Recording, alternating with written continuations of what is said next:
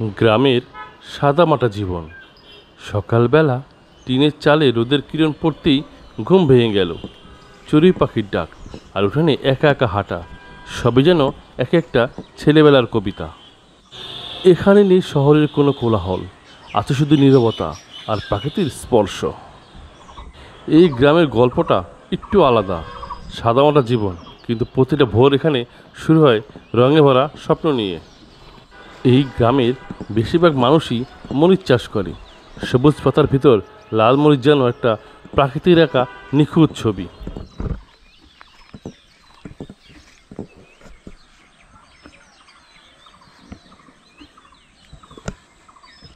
কি অপূর্ব এক দৃশ্য! সারি সারি গাছ জুড়ে ঝুলে আছে টকটকে লাল মরিচ, যেন প্রাকৃতিক রঙে ক্যানভাসের তুলির টান।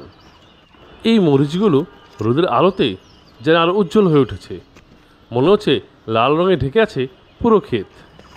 এই অপরূপ দৃশ্য শুধু চোখে নয়, মনেও এক ধরনের শান্তি আর আনন্দের ছোঁয়া দিয়ে চলে যায়।